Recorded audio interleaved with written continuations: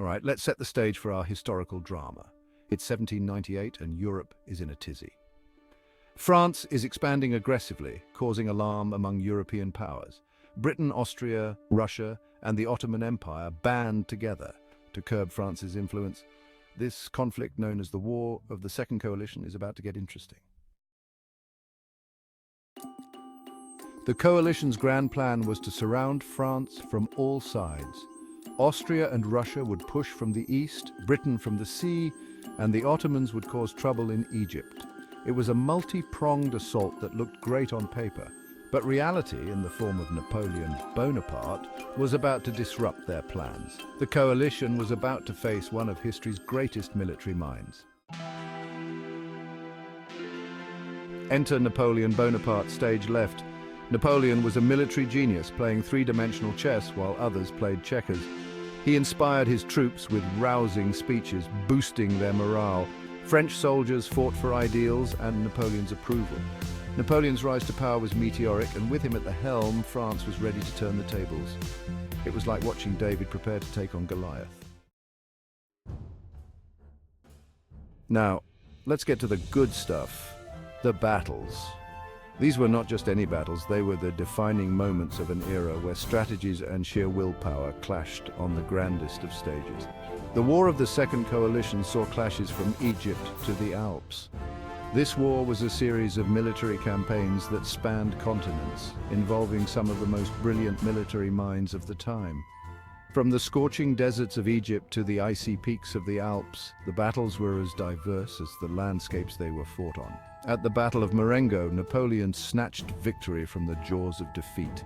It was a masterclass in tactical brilliance, where a seemingly lost battle was turned around by Napoleon's quick thinking and audacious maneuvers. His ability to adapt and overcome was unparalleled. The Battle of Hohenlinden saw General Moreau's troops catch the Austrians off guard. This battle was a testament to the importance of surprise and timing in warfare. Moreau's strategic acumen ensured a decisive victory, further solidifying the French dominance in the region. These battles were chess matches played with real people. Every move was calculated, every decision weighed with the utmost care. The generals were like grandmasters, each trying to outthink and outmaneuver the other. Time after time, the French had the better moves. Their strategies were innovative, their execution flawless. They were always a step ahead, anticipating the enemy's moves and countering them with precision. It was like they were playing chess while everyone else was still figuring out the rules. The French military machine was a well-oiled entity, capable of adapting to any situation and emerging victorious. Their superiority on the battlefield was not just due to their numbers or firepower, but their ability to think several steps ahead, ensuring that they remained dominant throughout the conflict. France was seriously outnumbered in this war. The coalition had massive armies, while France had about 170,000 men. Despite being outnumbered, the French managed to field armies where they needed them most.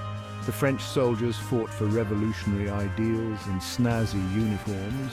They were like passionate amateurs with a lot of coffee. The French were zipping around, showing up where they were least expected.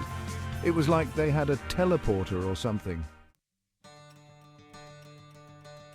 So how did France manage to beat the odds? How did a nation, often outnumbered and outgunned, manage to carve out a vast empire under the leadership of one man? The answer lies in a combination of strategy, speed, and sheer willpower. Napoleon's first trick was speed. The French army moved faster than gossip in a small town. This wasn't just about marching quickly, it was about outmaneuvering the enemy, getting to strategic positions before they could react. His troops could cover ground at an astonishing rate, often surprising their adversaries who were still preparing for battle. Next, divide and conquer. Napoleon split enemy forces and beat them in detail. By breaking the enemy into smaller, more manageable pieces, he could focus his forces on one section at a time, overwhelming them with concentrated power. This tactic not only confused the enemy, but also demoralized them as they were picked off bit by bit. He used artillery to punch holes in enemy lines, then sent in infantry to exploit the gaps. The French artillery was not just a supporting force, it was a game changer. By softening up the enemy's defenses, Napoleon made it easier for his infantry to move in and finish the job. This combination of artillery and infantry was a deadly 1-2 punch that few could withstand. Napoleon's greatest trick was his ability to inspire his troops. He had a unique talent for making his soldiers believe in the cause, in their own abilities, and in him as their leader. His speeches were legendary, filled with passion and conviction, and they had a way of reaching into the hearts of his men. He showed up at the right moment to rally his soldiers. Whether it was before a crucial battle or in the midst of a tough fight, Napoleon knew exactly when his presence was needed. His mere appearance on the battlefield could turn the tide as his soldiers drew strength from his confidence and determination. It was like a one-man pep rally that turned the tide of many battles. His ability to connect with his troops on a personal level, to make them feel like they were part of something greater, was perhaps his most powerful weapon. In the end, it was this combination of speed, strategy, and inspiration that allowed Napoleon and his army to win against the odds, time and time again. The coalition's biggest mistake was underestimating the French. They thought France, post-revolution, would be easy to defeat. The coalition fought the last war, not the new revolutionary France. They lacked coordination, while France moved like a well-oiled machine. The coalition underestimated the power of revolutionary ideals. They brought guns to an ideology fight and found out some ideas are bulletproof. As the war progressed, France's victories piled up. Napoleon's campaign in Italy devastated the Austrians. The Battle of Marengo was a shocking turnaround, knocking Austria out of the war. General Moreau's victory at Hohenlinden forced Austria to sign a peace treaty. By 1801, the coalition was falling apart. One by one, the coalition powers signed peace treaties with France. Against all odds, France emerged victorious from the War of the Second Coalition. This was a conflict that pitted the young French Republic against a formidable alliance of European monarchies, including Austria, Russia, and Great Britain. Despite being outnumbered and facing seasoned armies, the French forces, driven by revolutionary zeal and innovative military strategies, managed to secure a series of stunning victories. This victory was a vindication of the French Revolution and its ideals. The principles of liberty, equality, and fraternity seem to have triumphed over the old order. The French people celebrated not just a military victory, but a validation of their revolutionary cause. The success on the battlefield translated into a renewed sense of national pride and unity. France became the dominant power in continental Europe. The balance of power shifted dramatically, with French influence extending far and wide. Neighboring countries had to reckon with the new reality of French dominance, and many were forced to reconsider their alliances and strategies.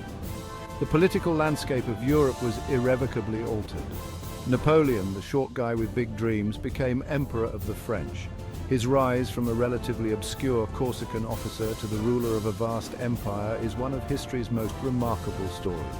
Napoleon's ambition and military genius were key factors in France's success, and his leadership would continue to shape the course of European history for years to come.